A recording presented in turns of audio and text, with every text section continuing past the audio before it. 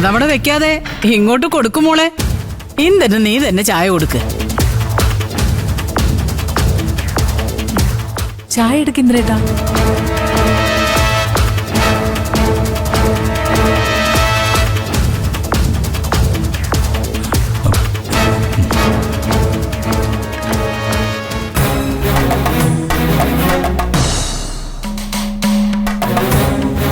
Anti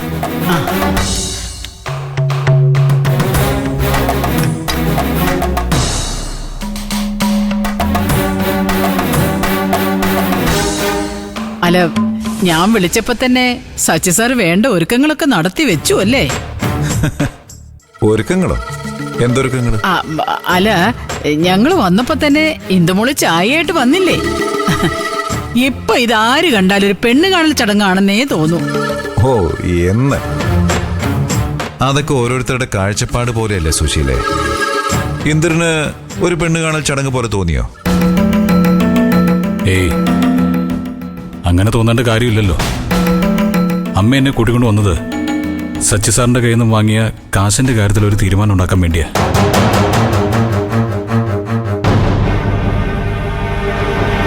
അല്ല, അതിപ്പോ പ്രത്യേകിച്ച് എന്ത് തീരുമാനം ഉണ്ടാക്കാനാ? നീ ഒരു ഡേറ്റ് പറഞ്ഞിട്ടല്ലേ കാശ് മേടിച്ചത്? ആ ഡേറ്റ് ഇതുവരെ ആയിട്ടില്ലല്ലോ. ആ, അത് ശരിയാ. ഇനിയിപ്പോ പറഞ്ഞ ഡേറ്റിന് പണം തരാൻ ഇന്ദ്രന് കഴിഞ്ഞില്ലെങ്കിൽ 1-2 മാസം കൂടി സമയം തരാൻ തരാ. നമ്മളൊക്കെ എന്നും കാണേണ്ടവരല്ലാടോ. ആ ഒരു ബന്ധം വെച്ചാ ഞാൻ നിങ്ങൾക്ക് പണം തന്നത്. ആ, അതാണ്. അത് തന്നെയാ സാറേ ഞാനും ഇവനോട് പറഞ്ഞത്. കേട്ടില്ലേ ഇന്ദ്ര? സച്ചി സാറും കുടുംബവും നമ്മളുമായിട്ട് നല്ലൊരു ബന്ധം തുടർന്നു പോകണമെന്ന് ആഗ്രഹിക്കുന്നതുകൊണ്ടാ കണ്ണും അടച്ച് ഇത്രയും വലിയൊരു സഹായം ചെയ്തത്.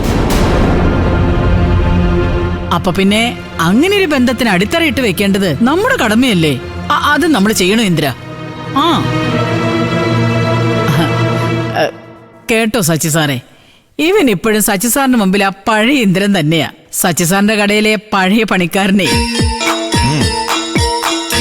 ഇന്ദുവിന്റെ കാര്യമൊന്നും ഞാൻ ഇവിടെ വന്ന് സംസാരിച്ചൊന്നും ഇവന് ഇഷ്ടപ്പെട്ടിട്ടില്ല.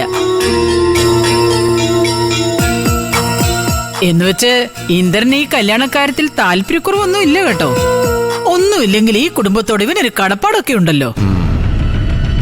കടപ്പാടിന്റെ പേരിൽ കല്യാണം കഴിക്കാൻ എന്റെ മോളിവിടെ ആർക്കും വേണ്ടാതെ ഇരിക്കൊന്നും അല്ല സുശീലേച്ചി. അയ്യോ അയ്യോ, ഞാൻ ആ അർത്ഥത്തിലൊന്നും പറഞ്ഞതല്ല സാവിത്രി. അല്ല, നമ്മള് സംസാരിച്ച കാര്യത്തിൽ നിന്ന് എന്റെ മോൻ ഒരടി പുറകോട്ട് പോവില്ലെന്നു പറഞ്ഞതാ. അതിന് നമ്മളങ്ങനെ വിശദമായിട്ട് സംസാരിച്ചിട്ടൊന്നുമില്ലല്ലോ. നിന്റെ മനസ്സിലെ കണക്കുകൂട്ടലുകൾ നീ പറഞ്ഞു, ഞങ്ങളത് കേട്ടു. അല്ല, അതിനപ്പുറമൊന്നും നടന്നിട്ടില്ലല്ലോ. അതിനല്ലേ സാറേ ഞാനും ഇന്ദ്രനും കൂടി വന്നേ. നമുക്ക് ഇന്ന് തന്നെ ഈ കാര്യത്തിലൊരു തീരുമാനം ഉണ്ടാക്കാം. ഇന്ദ്രൻ വാക്ക് തന്നാ സാറിന് ബാക്കി കാര്യങ്ങൾ ഉറപ്പിക്കാമല്ലോ. ഇന്ദ്രന്റെ ഉറപ്പ് മാത്രം മതിയോ ആന്റി? ഇവളുടെ സമ്മതം കൂടി വേണ്ടേ?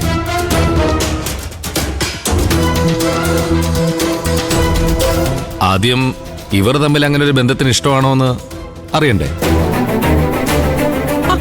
അതിനെന്താ, അവര് മാറുമെന്ന് സംസാരിക്കട്ടെ. അതാണല്ലോ ഇപ്പോഴത്തെ ഒരു രീതി.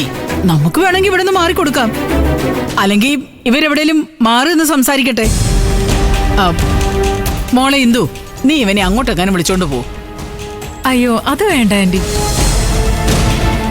ഇന്ദ്രേട്ടനെ ഞാൻ കുഞ്ഞായിരിക്കുമ്പോഴേ കാണുന്നതല്ലേ, അതുകൊണ്ട് കൂടുതൽ സംസാരിക്കേണ്ട കാര്യമൊന്നുമില്ലല്ലോ. കണ്ടില്ലേ, ഇത്രയേ ഉള്ളൂ കാര്യം. ഇന്ദ്ര, ഇനി നിനക്ക് ഇന്ദുവിനോട് വല്ലതും സംസാരിക്കാനുണ്ടോ? ഇല്ല, ഒന്നും സംസാരിക്കാനില്ല. പോരെ സാറേ, ഇത്രയും പോരെ? ഇവരുടെ കല്യാണം ഉറപ്പിക്കാൻ ഇത്രയും പോരെ? മതിയോ ഇന്ദ്ര? പുതിയൊരു കല്യാണം തീരുമാനിക്കാനുള്ള സമയമായെന്ന് ഇന്ദ്രന് തോന്നുന്നുണ്ടോ? ഉണ്ടെങ്കിൽ നീ തുറന്നു പറയണം. നമുക്ക് ഇപ്പൊ തന്നെ ആ കാര്യത്തിലൊരു തീരുമാനം ഉണ്ടാക്കാം. നീ റെഡിയാണെന്ന് പറയുന്നില്ല. നമ്മൾ അതിനുകൂടിയല്ലേ വന്നത്. പറ മോനെ, നിന്റെ ജീവിതത്തിലെ എല്ലാ പ്രശ്നങ്ങളും ഇതോടെ തീരും. പറയടാ. ആ, പറ. പറഞ്ഞു ഇന്ദിര. ഇവിടെ നമ്മൾ മാത്രമല്ലേ ഉള്ളൂ, നിനക്ക് എന്തും പറയാലോ. നാളെയാണ് എൻ്റെ അനുപമയുടെയും ഡിവോഴ്സിന്റെ വിധി പറയുന്ന ദിവസം. അത് കഴിഞ്ഞിട്ട് ഞാനൊരു മറുപടി പറയാം.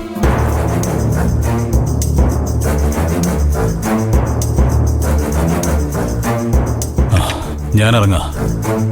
അമ്മ വരുന്നെങ്കിൽ വാ. അല്ല മോനെ, അവനും ഓക്കെ സാറേ. നാളത്തെ ദിവസം ഒന്ന് കഴിഞ്ഞോട്ടെ.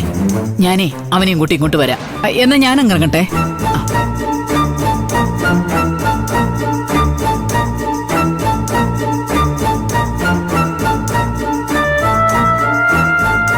ഇത് കണ്ടിട്ട് നാളെ കഴിഞ്ഞ ആ സുശീലയുടെ നിർബന്ധത്തിന് ഇന്ദ്രൻ വഴങ്ങുമെന്ന് എനിക്ക് തോന്നുന്നു.